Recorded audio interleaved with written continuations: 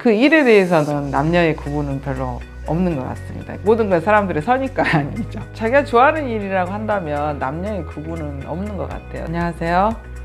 포스코 생산전략실 철강생산기획그룹장 김희입니다.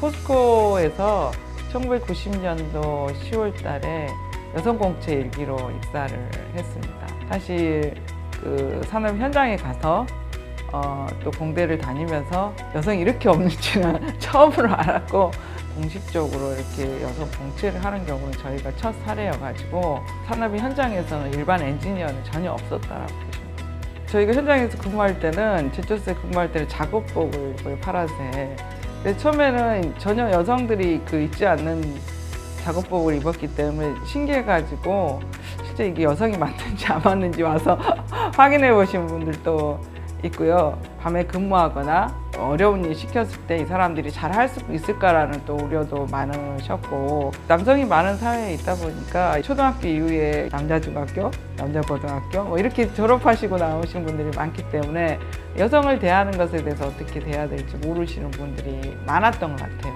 지내와서 보니 그런 남녀의 차별 이전에 굉장히 많이 차이점이 있었던 것 같다라는 생각이 들고, 그것을 아직 이해를 못하고 있는 상태에서는 근무에 대한, 일에 대한 여성이 얼마나 해낼 수 있을까에 대한 편견들을 많이 있었죠. 2000년도 후반쯤에 제철소에서 가장 중요한 제강 공장이라는 되었고요. 과연 너가 할 수 있겠느냐라는 반응이 있었고요. 여기 쉬운 공장이 아닙니다라고 굉장히 노골적으로 하신 분들도 있었어요. 그렇지만 이제 현장에서 정말 열심히 어떤 일을 함께 해낸 모습, 그분들과 함께 일하는 모습을 보여주고, 이게 또 성과로서 인정됐을 때, 드디어 저 사람이 여성이 아니고 내 공장장이라고 인정해주는 그런 순간들이 많았었어요. 그리고 그러한 성과가 나와서 회사의 기여가 되고 스스로에게 보람을 찾았을 때가 가장 좋았던 것 같아요. 제철이라는 게 육중하고 무거운 이미지인 거는 맞습니다. 그런데 실제로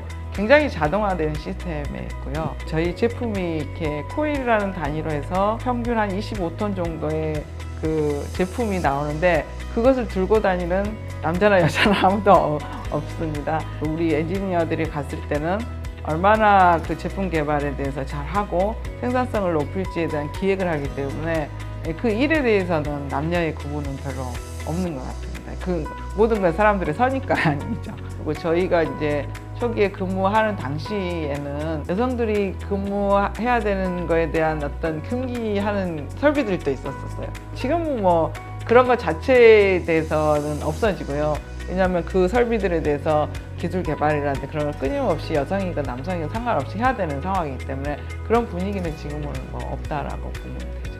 자기가 좋아하는 일이라고 한다면 남녀의 구분은 없는 것 같아요. 단지 중요하면서도 어려운 게 블루오션이라는 얘기를 하고 싶어요. 여성들이 이제 그런 거에 대해서 선입관을 갖거나 어려움이라고 생각해서 아예 시도조차도 안 해보면 항상 그 여성들만의 레드오션 쪽에서 계속 그 경쟁을 많이 해야 되는 상황들이 발생이 되거든요. 그래서 오히려 좋아하고 그 분야를 하고 싶다고 한다면 과감하게 도전을 하고 좀 더 어려운 것을 하는 게 지름길이라는 것을 좀 알려주고 싶고요.